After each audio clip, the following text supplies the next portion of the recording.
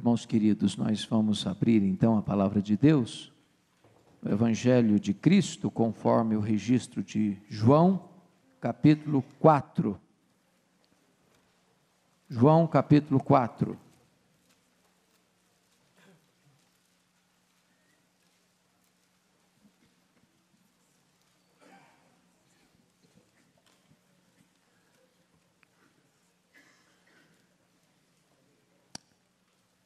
E eu peço a você que acompanhe essa leitura e depois não feche a sua Bíblia, preciso que você acompanhe comigo a exposição do texto. Toda vez que você lê a Bíblia e escuta a sua exposição, é a própria voz de Deus que nós estamos ouvindo. Então é muito importante nós estarmos atentos. Está escrito: quando, pois, o Senhor veio a saber que os fariseus tinham ouvido dizer que ele, Jesus, fazia e batizava mais discípulos que João, se bem que Jesus mesmo não batizava, e sim os seus discípulos, deixou a Judeia, retirando-se outra vez para a Galileia. E era-lhe necessário atravessar a província de Samaria. Chegou, pois, a uma cidade samaritana chamada Sicar, perto das terras que Jacó dera a seu filho José. Estava ali a fonte de Jacó. Cansado da viagem, assentara-se Jesus junto à fonte, por volta da hora sexta, ou seja, do meio-dia. Nisto veio uma mulher samaritana tirar água. Disse-lhe Jesus: dá-me de beber, pois seus discípulos tinham ido à cidade para comprar alimentos. Então lhe disse a mulher samaritana: como, sendo tu judeu, pedes de beber a mim, que sou mulher samaritana? Porque os judeus não se dão com os samaritanos. Replicou-lhe Jesus: se conheceras o dom de Deus, e quem é que te pede, dá-me de beber, tu lhe pedirias, e ele te daria água viva. Respondeu-lhe ela: Senhor, tu não tens com que atirar, e o poço é fundo. Onde, pois, tens a água viva? És tu, porventura, maior do que Jacó, o nosso pai, que nos deu o poço, do qual ele mesmo bebeu, e bem assim seus filhos e seu gado? Afirmou-lhe Jesus: quem beber desta água, tornará a ter sede. Aquele, porém, que beber da água que eu lhe der, nunca mais terá sede. Pelo contrário, a água que eu lhe der será nele uma fonte a jorrar para a vida eterna. Disse-lhe a mulher: Senhor, dá-me dessa água para que eu não mais tenha sede, nem preciso vir aqui buscá-la. Disse-lhe Jesus: vai, chama teu marido e vem cá. Ao que lhe respondeu a mulher: não tenho marido. Replicou-lhe Jesus: bem disseste, não tenho marido, porque 5 maridos já tiveste, e esse que agora tens não é teu marido. Isso disseste com verdade. Senhor, disse-lhe a mulher, vejo que tu és profeta. Nossos pais adoraram neste monte, vós, entretanto, dizeis que em Jerusalém é o lugar onde se deve adorar. Disse-lhe Jesus: mulher, podes crer-me, que a hora vem, quando nem neste monte, nem em Jerusalém adorareis o Pai. Vós adorais o que não conheceis, nós adoramos o que conhecemos, porque a salvação vem dos judeus. Mas vem a hora, e já chegou, em que os verdadeiros adoradores adorarão o Pai em espírito e em verdade, porque são estes que o Pai procura para seus adoradores. Deus é espírito, e importa que os seus adoradores o adorem em espírito e em verdade. Eu sei, respondeu a mulher, que há de vir o Messias, chamado Cristo. Quando ele vier, nos anunciará todas as coisas. Disse-lhe Jesus: eu o sou, eu que falo contigo. Neste ponto, chegaram os seus discípulos e se admiraram de que estivesse falando com uma mulher. Todavia, nenhum lhe disse: que perguntas? Ou, por que falas com ela? Quanto à mulher, deixou o seu cântaro, foi à cidade e disse àqueles homens: vinde comigo e vede um homem que me disse tudo quanto tenho feito, será este porventura o Cristo? Saíram, pois, da cidade e vieram ter com ele. Nesse ínterim, os discípulos lhe rogavam, dizendo: Mestre, come. Mas ele lhes disse: uma comida tenho para comer, que vós não conheceis. Diziam então os discípulos uns aos outros: ter-lhe-ia porventura alguém trazido o que comer? Disse-lhes Jesus: a minha comida consiste em fazer a vontade daquele que me enviou e realizar a sua obra. Não dizeis vós que ainda há 4 meses até a ceifa? Eu, porém, vos digo: erguei os olhos e vede os campos, pois já branquejam para a ceifa. O ceifeiro recebe desde já a recompensa e entesoura o seu fruto para a vida eterna. E de Sarte se alegram tanto o semeador como o ceifeiro. Pois no caso é certo o ditado: um é o semeador e outro é o ceifeiro. Eu vos enviei para ceifar o que não semeastes, outros trabalharam e vós entrastes no seu trabalho. Muitos samaritanos daquela cidade creram nele, em virtude do testemunho da mulher que anunciara: ele me disse tudo quanto tenho feito. Vindo, pois, os samaritanos ter com Jesus, pediam-lhe que permanecesse com eles, e ficou ali 2 dias.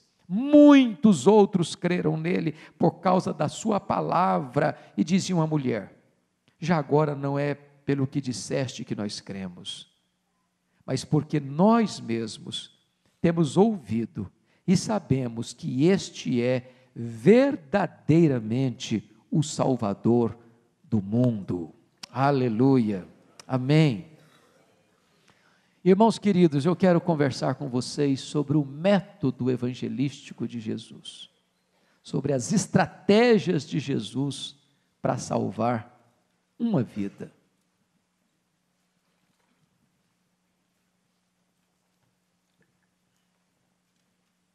Eu chamo a atenção de vocês para um fato muito curioso.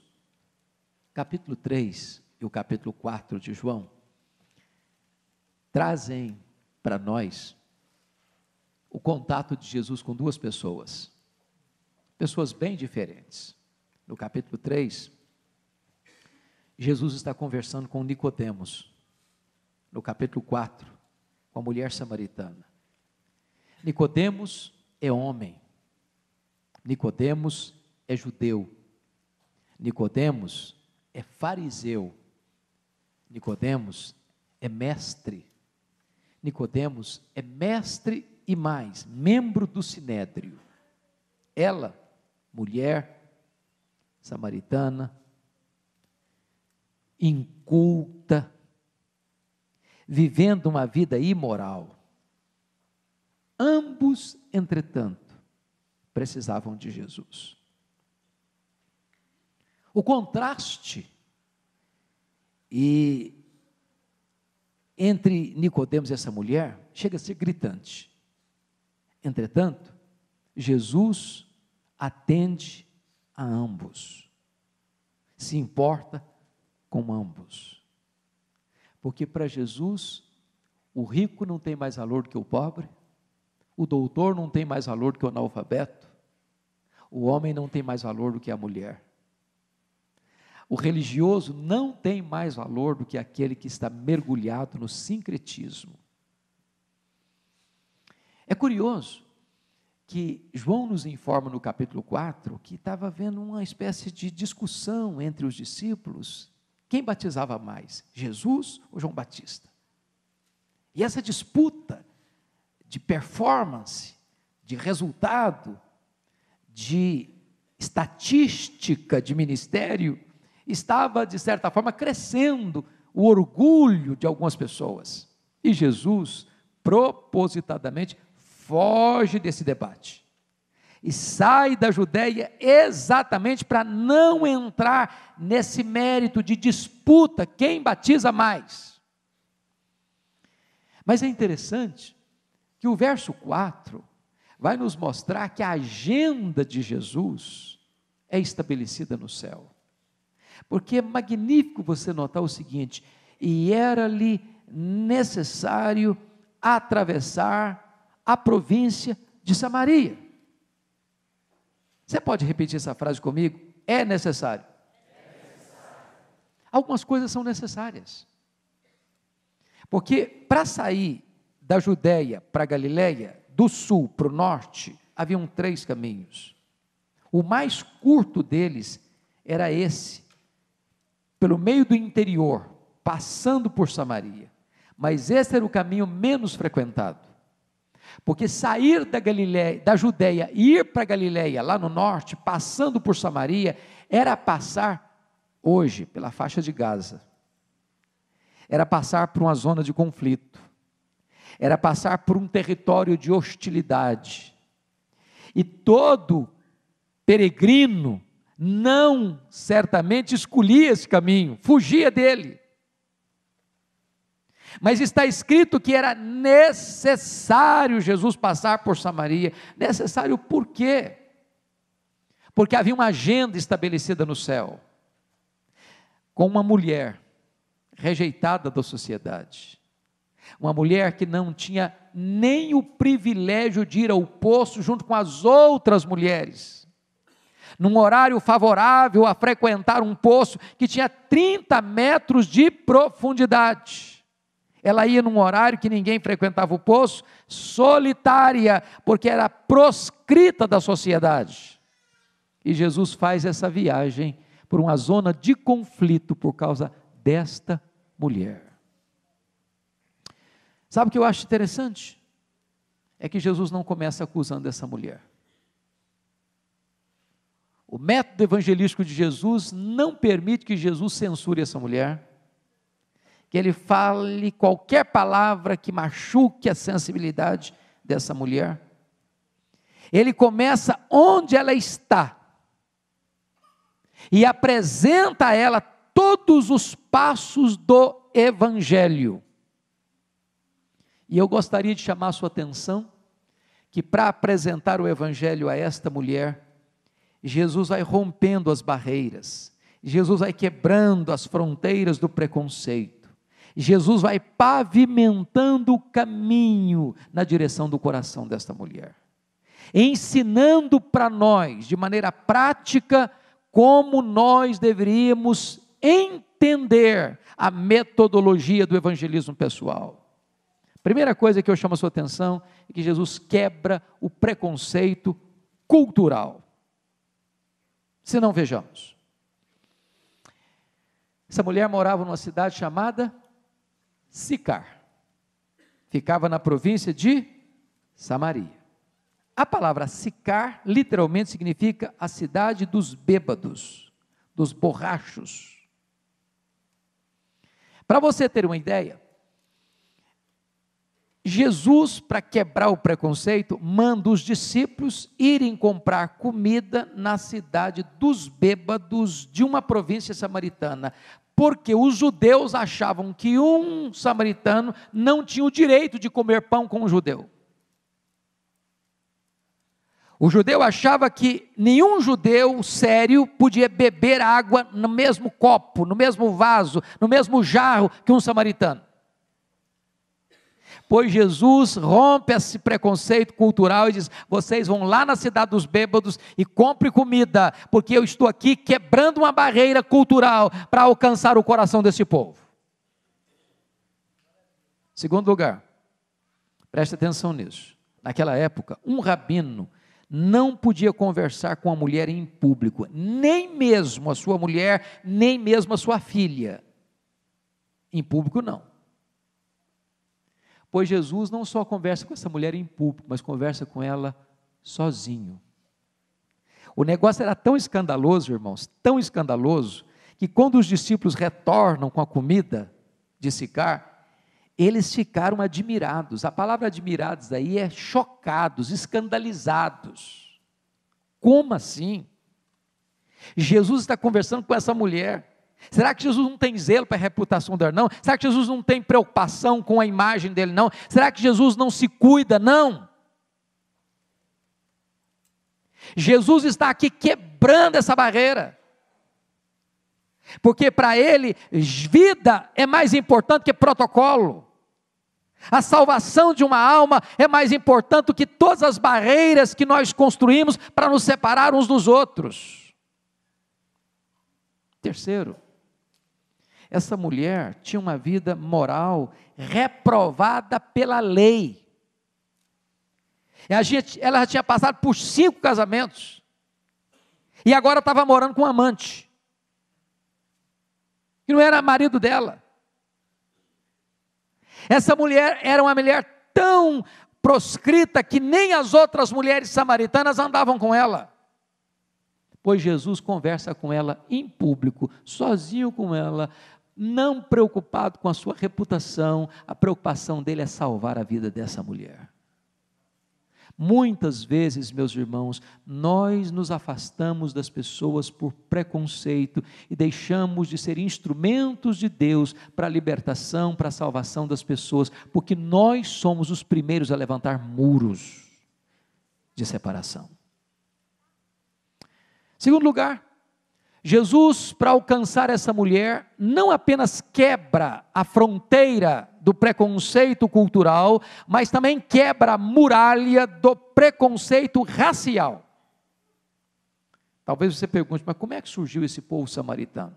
Surgiu da seguinte maneira: no ano 722 a.C., Sargão II, rei da Síria, invade Samaria e conquista o chamado Reino do Norte, e leva o povo israelita do Reino do Norte, as 10 tribos do Norte, para a Média, para aquela região da Síria.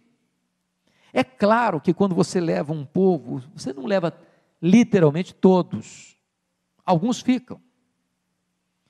Era estratégia de Sargão II enfraquecer o povo que ele conquistava da seguinte maneira: os que ficaram, ele repovoa a região, trazendo os estrangeiros para habitar nessa terra. Com isso, o que vai acontecer? Casamentos interraciais. Com isso, o que vai acontecer? O povo judeu vai perder, o povo hebreu vai perder o quê? A sua identidade racial.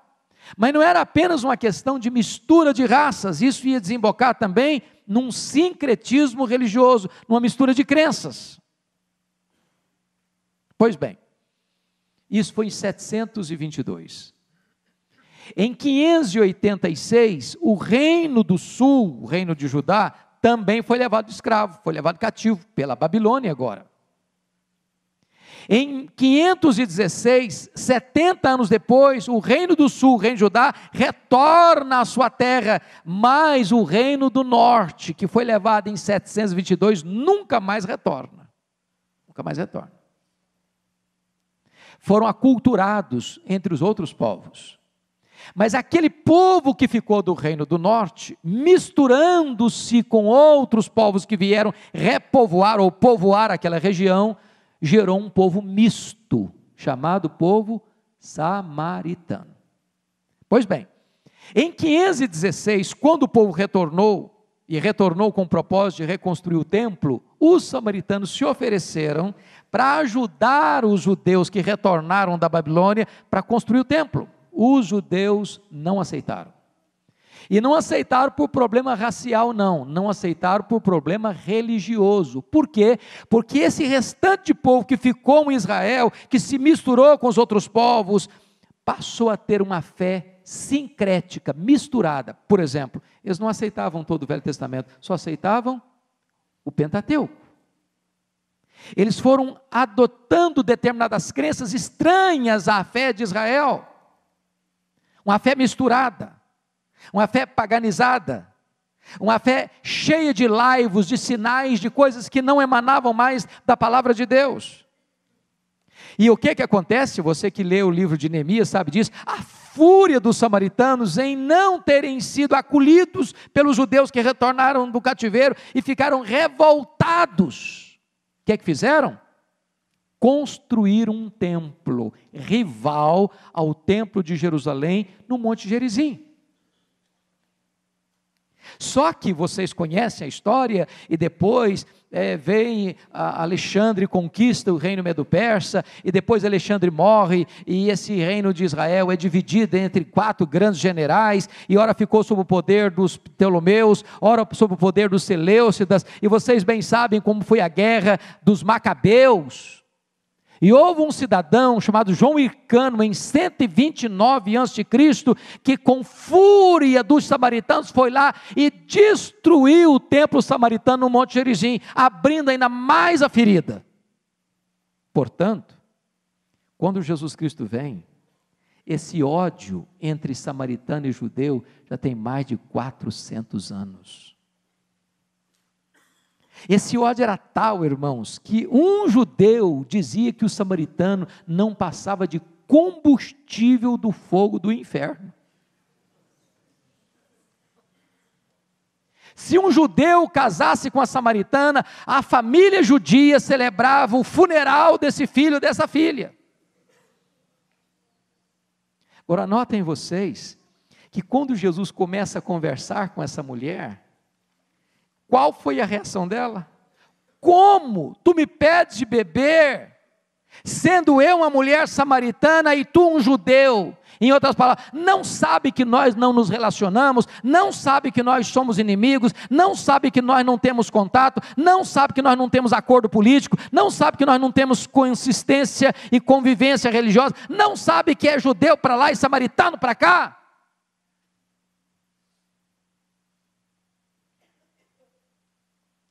Pois Jesus Cristo se aproxima dessa mulher, sem censurá-la, sem machucá-la, conquistando o coração dela.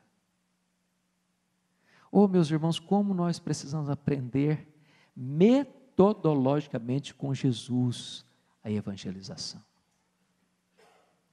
Mas, em terceiro e último lugar, ele quebra a barreira religiosa.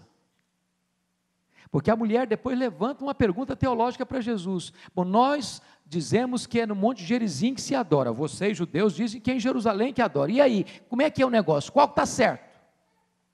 E Jesus diz, mulher, vai chegar a hora que não vai ser nesse Monte Gerizim, nem lá em Jerusalém que se adora. Porque Deus é Espírito. E importa que os seus adoradores o adorem em espírito e em verdade. Nós não fazemos peregrinações a lugares sagrados. Não tem mais uma geografia mais sagrada do que a outra. Onde você estiver, Deus está. E onde Deus está, você pode adorá-lo. Porque Deus é Espírito. E importa que os seus adoradores o adorem em espírito e em verdade. Em outras palavras, Jesus prepara o caminho, rompendo as barreiras, para levar esta mulher ao conhecimento da salvação. Quais foram as estratégias de Jesus? Primeira estratégia, Jesus desperta a simpatia dessa mulher. Olha comigo aí os versos 7 a 9. Jesus estava sentado, porque diz a Bíblia que ele estava cansado da viagem, era meio-dia, ele devia estar com sede, também com fome. E o verso 7 diz, nisso veio uma mulher samaritana tirar água. Disse-lhe Jesus, dá-me de beber.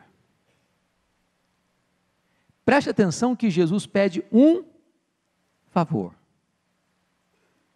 Dizem os entendidos que se você quer criar pontes de contato com as pessoas, faça um favor para elas, ou peça um favor delas. Quando você pede um favor, você está se colocando numa posição inferior. Eu preciso de ajuda. Você pode me ajudar? Você já percebeu como as pessoas são sensíveis a essa pergunta? Você pode me ajudar? Você pode estar com pressa. Você está andando, alguém se aproxima de você. Você pode me ajudar? Você para. Pois não. Dá-me de beber.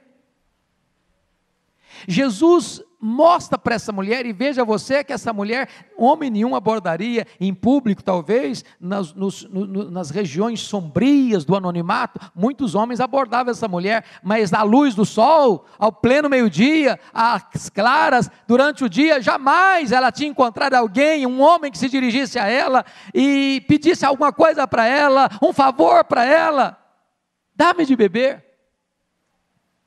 O que significa isso, irmão? Se você quer levar alguém a Cristo, comece onde essa pessoa está. Às vezes nós queremos impor a nossa posição, nós queremos impor o nosso conhecimento, nós queremos impor a nossa teologia, nós queremos impor a nossa metodologia. Comece onde a pessoa está. Se aproxime dela. Alcance o coração dela, como ela está, onde ela está, da forma que ela está. Peça um favor. John Charles Ryle disse uma coisa muito bonita. Ele disse assim: é em vão esperar que as pessoas virão a nós procurar conhecimento. Nós devemos começar com elas. Devemos entender o melhor acesso ao coração delas. Jesus não julga, Jesus não condena, Jesus não despreza. Jesus começa onde essa mulher estava. Isso é simpatia, despertou a simpatia dela. Abriu o coração dela para um diálogo. E eu quero chamar a sua atenção que Jesus já conhecia toda a história dela. Ele podia dizer, falou, mulher, você sabia que sua vida está errada? Pronto, fechou o caminho. Eu tinha um irmão muito querido, que gostava de fazer visita comigo, e eu passava cada aperto com ele, porque eu chegava numa casa e via um santo pendurado na parede. Sabia que esse negócio é do demônio? Pronto, a pessoa ficava com raiva de mim, tinha que ir embora. A pessoa me expulsava dali mesmo. Eu falei, meu irmão, mas não é do demônio. Meu filho, calma. Você nem apresentou o evangelho e está condenando a pessoa? Jesus podia dizer, mulher, você sabia que essa crença sua é errada? Não, ele não começa assim. Se Jesus tivesse começado o discurso dele como ele terminou, ia dar tudo errado. Não, minha filha, vocês adoram o que vocês não conhecem. Salvação veio. Mulher, você sabia que você adora o que você não conhece? Pronto, fechou o caminho. E começa onde a pessoa está. Segundo aspecto de Jesus. Jesus desperta a sua curiosidade. Olha comigo os versos 10 a 12. Porque quando Jesus pede beber, a mulher levanta o problema. Você é judeu, eu sou samaritano e não tem conversa entre a gente. Como é que Jesus rompe essa barreira? Verso 10, replicou-lhe Jesus: se conheceras o dom de Deus e quem é o que te pede, dá-me de beber, tu lhe pedirias e ele te daria água viva. Alguém já disse o seguinte: se você está andando a cavalo, e o cavalo não quer beber água, sabe o que você faz? Joga uma colher de sal na boca dele, que ele vai querer beber água. Você tem que despertar interesse, sede nas pessoas. Ah, mulher, se tu conheceras aquele que está pedindo água para você, você pediria para mim e eu te daria água da vida. Água da vida? Que negócio é esse? A única coisa que essa mulher entendia de água da vida era o seguinte: existia cacimba, existia água corrente. Para aquela mulher, a água da vida era uma água que corria, era um arroio d'água que brotava e fluía, diferente de uma cacimba. Era isso que ela pensava. Água da vida? Esse poço aqui tem mais de 30 metros, e para tirar água daqui não é brincadeira não. Ah, mulher, se tu souberas quem é que te pede. Olha que coisa maravilhosa, gente. Olha que coisa maravilhosa. Sabe o que eu acho impressionante? O evangelho é tão simples, mas ele só é discernido espiritualmente. Sabe por quê? Quando Jesus falou de novo nascimento para Nicodemos, um cara que era cabeção, doutor, entendeu nada. Quando Jesus fala de água viva para a mulher, não entendeu nada também. Então não é questão de QI não, não é questão de diploma não, não é questão de academia não. O doutor não entende e o analfabeto não entende também. As coisas de Deus se discernem espiritualmente. E Jesus mostra para ela o seguinte: você precisa conhecer a mulher. E Jesus mostra para ela que quem precisava de água, a água da vida, era ela. Jesus pede, portanto, uma água física, com o propósito de abrir o caminho para oferecer a ela a água da vida. Ela precisava conhecer.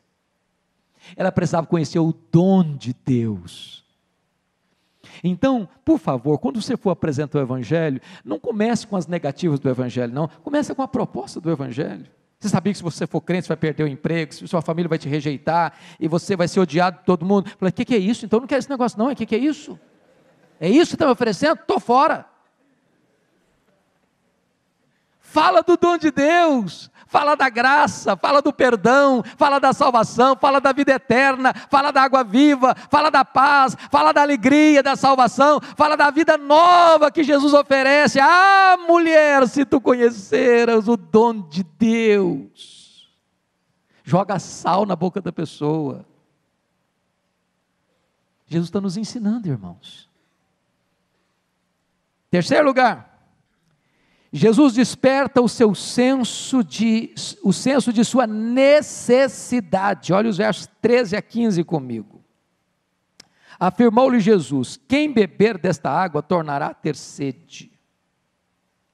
Aquele, porém, que beber da água que eu lhe der, nunca mais terá sede, pelo contrário, a água que eu lhe der será nele uma fonte a jorrar para a vida eterna. Disse-lhe a mulher: Senhor, dá-me dessa água, para que eu não mais tenha que sede, nem precise vir aqui buscar. Ainda não está entendendo nada. Mas olha o que Jesus vai dizer para ela: quem beber desta água tornará a ter sede.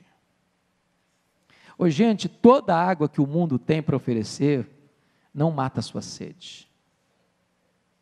É dinheiro? Pode ter dinheiro, não mata a sua sede. É sucesso profissional? Você pode chegar no topo, não mata a sua sede. É ser famoso? Você pode ser muito famoso, não vai matar a sua sede. Sabe quem mais se mata hoje? São os caras cheios da grana, cheios de sucesso. Já percebeu como os artistas, os cantores, os grandalhões aí do sucesso e da fama estão se matando? Porque essa água não mata a sede. Lembra lá do Salomão, lá em Eclesiastes capítulo 2, buscou matar essa sede na bebida, não matou a sede. Buscou matar a sede na riqueza, não matou a sede. Buscou matar a sede no sexo, não matou a sede. Buscou matar a sede na fama, não matou a sede. Tudo que você joga para dentro de você, deste mundo, não mata a sua sede. Você volta a ter sede. Você mora numa casa boa, quer uma melhor, muda para melhor, não está satisfeito, muda para uma mansão, não está satisfeito, compra uma cobertura, não está satisfeito, você compra roupa de grife, não está satisfeito, você vai no restaurante mais caro, não está satisfeito, você faz viagens maravilhosas, não está satisfeito, porque essa água não mata a sua sede. Mas a água que Jesus dá é uma fonte a jorrar para a vida eterna. Vida nova todo dia, vida limpa todo dia, vida que tem significado todo dia, vida que dá prazer todo dia, vida que satisfaz todo dia. Bendito seja Deus. Foi Jesus quem disse: quem crer em mim, como diz a Escritura, do seu interior fluirão rios de água viva. É isso que Jesus tem para você e tem para mim nessa noite. Que água é essa? A promessa de Deus é derramar água sobre o sedento. Deus convida a todos: vinde às águas, todos vós que tendes sede. Deus prometeu que seu povo tiraria água com alegria do poço da salvação. O Espírito Santo há de fluir em nós, como um rio de água viva. Esse rio que começa lá nos seus artelhos, que sobe para os seus joelhos, que sobe para os seus lombos, que vem subindo e crescendo, daqui a pouco é um rio caudaloso, e você tem que nadar nas águas do Espírito. Essa é a vida abundante que Jesus tem para oferecer. Quarto lugar, irmãos, como é que Jesus aborda essa mulher? Jesus desperta a sua consciência. Olha comigo os versos 16 a 18. Disse-lhe Jesus: vai, chama teu marido e vem cá. Ao que lhe respondeu a mulher: não tenho marido. Replicou-lhe Jesus: bem disseste, não tenho marido, porque 5 maridos já tiveste, e este que agora tens não é teu marido. Isso disseste com verdade. Preste atenção, que Jesus não está mudando o assunto. Não está mudando o assunto. Dá-me desta água, Senhor. Tá bom. Então vai lá e chama teu marido. Mas o que tem a ver a água com o marido? Você quer mesmo dessa água? Quanto você quer dessa água? Com que pressa? Com que urgência? Com que senso de necessidade você quer essa água? Quando Jesus diz: vai lá e chama o teu marido, sabe o que ele está fazendo? Tocando o dedo na ferida. Sabe o que Jesus está fazendo? Levantando a ponta do véu e dizendo: mulher, você primeiro, antes de beber a água da vida, precisa ter consciência de quão pecadora você é. Sabe, irmãos, nós estamos aqui diante de um ponto tão importante do cristianismo, que hoje, você vê muita gente pregando salvação, sem primeiro pregar arrependimento, a necessidade do arrependimento. Primeiro se oferece a graça, primeiro você oferece o dom de Deus, primeiro você oferece a vida eterna, mas quando a pessoa vai entender o que é vida eterna, precisa também compreender o seguinte: só recebe água o sedento, só é salvo aquele que reconhece que é pecador, só tem vida eterna aquele que reconhece que está perdido e precisa do Salvador. Jesus Cristo não veio chamar justos, Ele veio chamar pecadores. O médico não veio para curar sãos, Ele veio para curar doentes. É necessário que eu reconheça: eu preciso, eu necessito, eu sou pecador, eu não me salvo a mim mesmo, eu não me satisfaço a mim mesmo, eu careço da graça de Deus, porque eu sou pecador. Vai lá e chama o teu marido. Você precisa cair em si, você precisa reconhecer quem você é, você precisa saber que você precisa da graça de Deus, você precisa saber que a sua vida não está certa à luz da lei de Deus, você precisa saber que você não pode corrigir seus próprios erros, você não pode mudar a sua própria história, você precisa de alguém outro para transformar a sua vida, mulher, e eu estou aqui para fazer isso. Reconhecer o seu pecado. Você já parou para perguntar por que o Eliseu não foi receber Naamã como Naamã esperava que fosse recebido? Lembra disso? Lembra dessa história? O Naamã era general, ministro da guerra da Síria, vai para Eliseu com a carta do rei da Síria para o rei de Israel. E diz a Bíblia que ele vai levando muita riqueza, sacos e sacos de prata, de vestes festivais. E quando ele vai para Eliseu, eu fico imaginando que ele deve ter até escrito a liturgia do culto da sua cura. Ele deve ter pensado: Eliseu vai botar tapete vermelho para mim. Ele vai me reconhecer e vai me saudar como um grande general, como alguém muito importante. E eu acho que ele vai me tratar com muita distinção, porque eu sou um cara muito importante. Quando ele chega com todo o seu aparato, o Eliseu nem saiu de dentro de casa. Vai lá falar com um camarada lá, para ir no Jordão e mergulhar 7 vezes. E ficou com muita raiva. Mas o que é isso? Que afronta é essa? Que descaso é esse? Que falta de fidalguia é essa? Por que Eliseu tratou Naamã assim? Você parou para perguntar isso? É que Eliseu percebeu que mais devastadora do que a lepra, que arruinava a carne de Naamã, havia uma soberba que destruía o seu coração. Notem isso, que Naamã era leproso, mas esse negócio só sabia disso as pessoas mais próximas.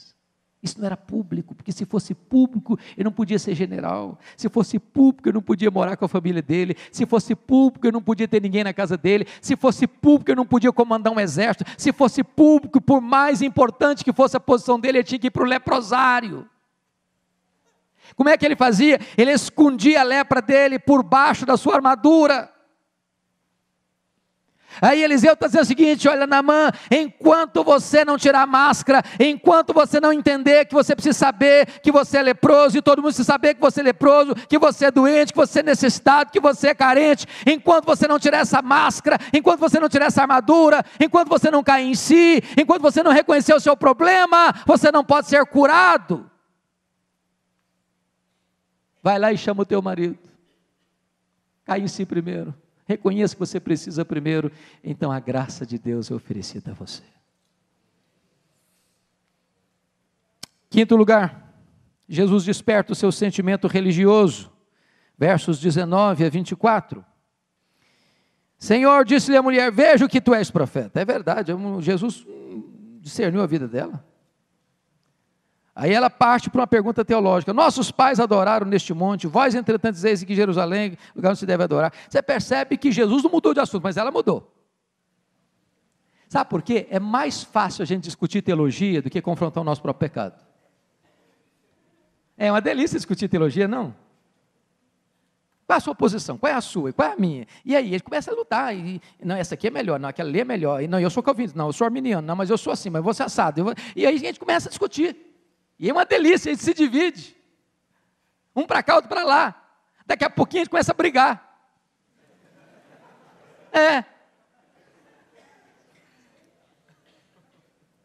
Ela mudou o assunto, ela desviou o assunto. Vamos falar de teologia? Esse negócio de falar do meu pecado é muito complicado, isso me confronta, eu não quero mexer com isso.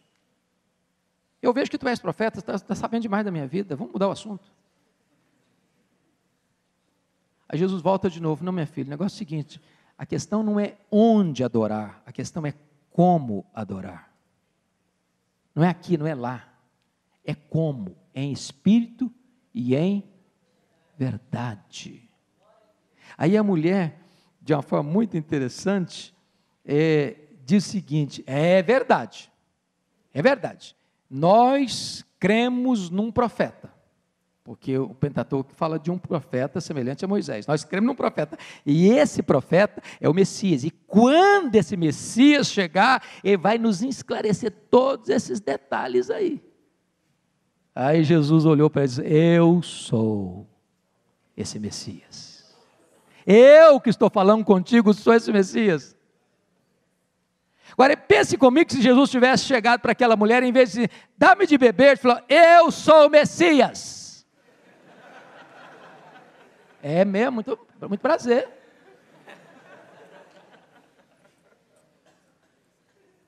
Tem a hora certa de falar a coisa certa. Temos que ter estratégias. Temos que ter sabedoria de Deus para chegar ao coração das pessoas, para levar a elas a água da vida. Sabe o que eu acho maravilhoso, irmãos? Eu fico até pensando sobre isso, de vez em quando, eu quase que dou risada, porque pensa comigo a cena. Jesus pega os discípulos, apóstolos, aqueles caras assim que andaram com Jesus, que viram os milagres de Jesus, que ouviram os ensinamentos de Jesus. Vocês vão lá em Sicar comprar comida. E aí eles chegam no supermercado, no Walmart, né?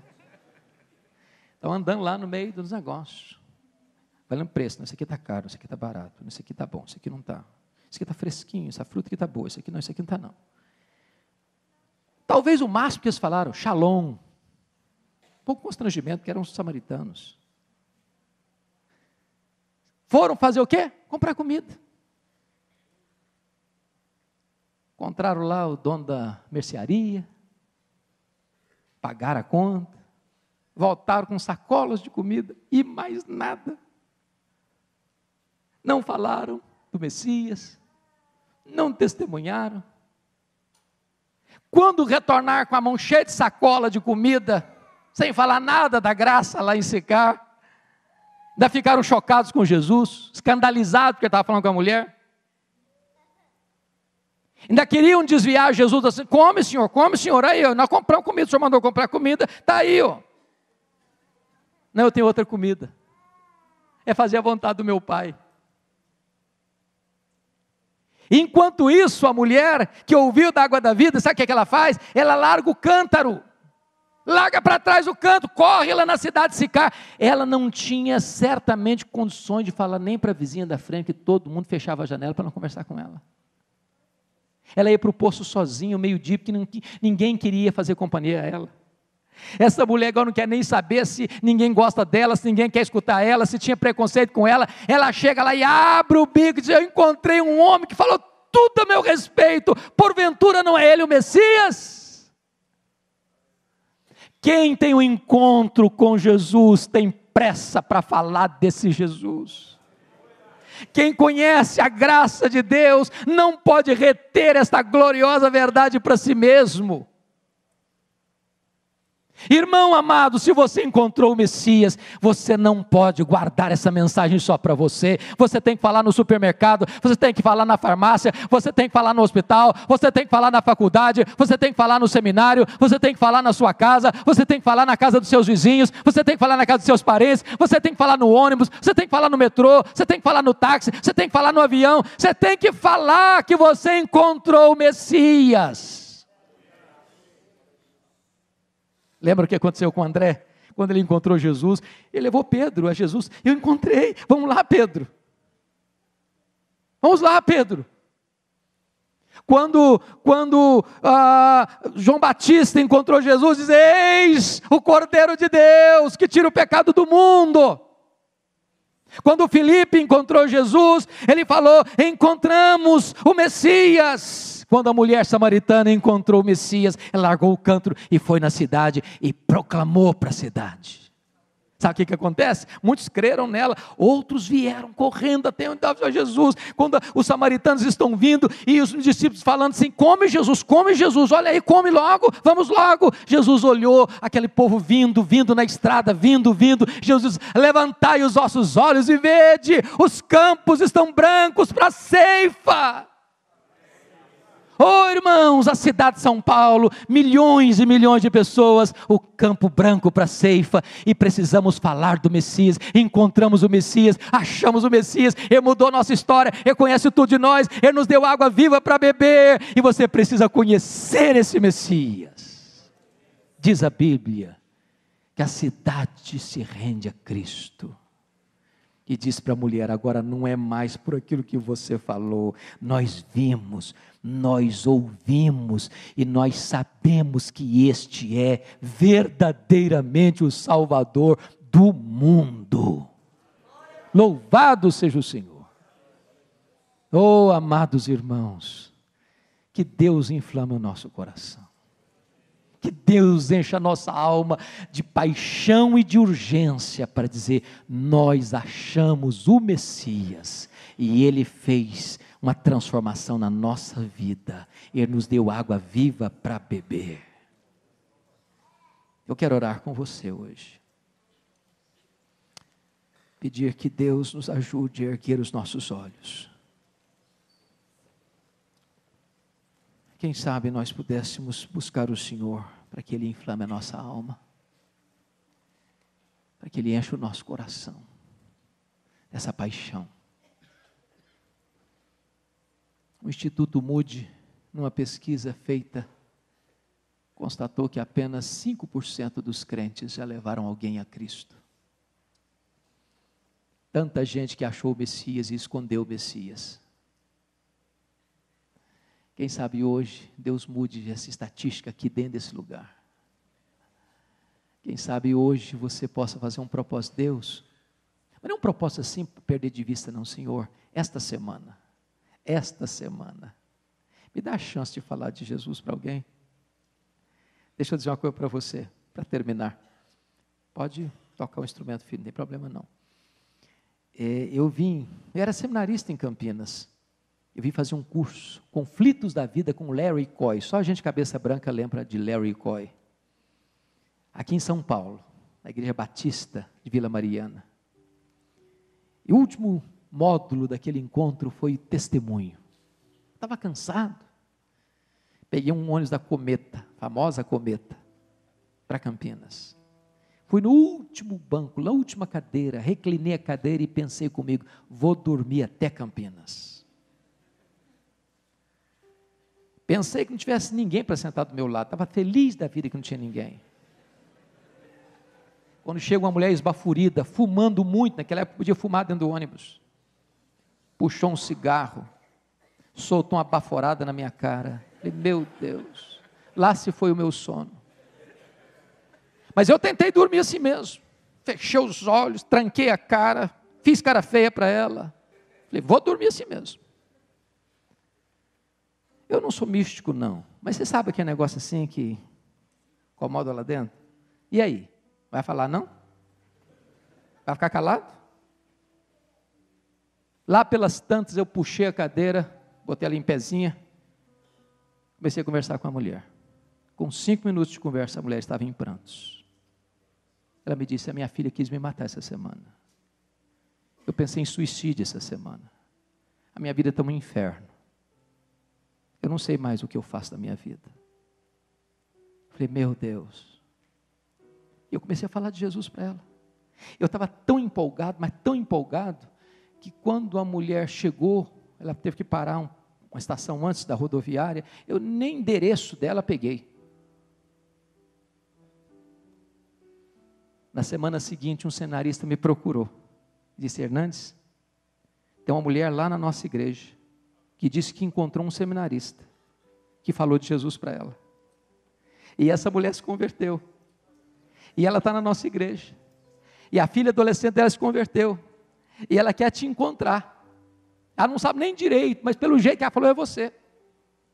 E eu fui lá encontrar aquela mulher. Há muitas pessoas desesperadas, assentadas ao seu lado, no ônibus, no metrô, no táxi, no avião, na sala de aula, lá no seu escritório, lá na sua fábrica, lá na sua indústria.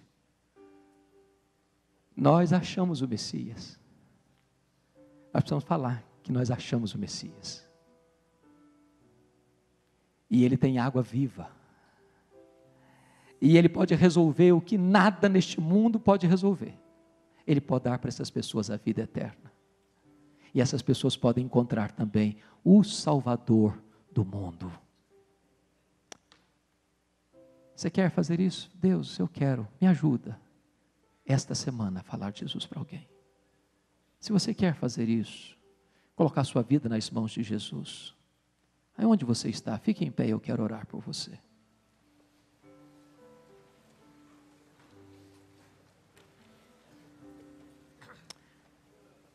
Senhor, nós estamos desafiados pelo exemplo de Jesus, a compartilharmos com graça, com sabedoria, com humildade, com amor e graça a Tua palavra, porque nós encontramos o Messias, Ele nos deu água viva para beber, e nós queremos compartilhar esta mensagem com outras pessoas. Há tanta gente sedenta, Senhor, há tanta gente machucada pela vida, há tanta gente confusa religiosamente, há tanta gente rendida ao sincretismo. Ajuda-nos a levar a luz do Evangelho a essas pessoas. Dá-nos pressa, Senhor. Dá-nos discernimento, Senhor. Dá-nos sabedoria, Senhor. Dá-nos poder, Senhor. E dá-nos alegria de ver os frutos deste trabalho, Senhor. Levanta aqui um exército de homens e mulheres cheios do Espírito Santo para testemunharem esta mensagem bendita da salvação em Jesus, para a glória de Jesus, em nome de Jesus, amém.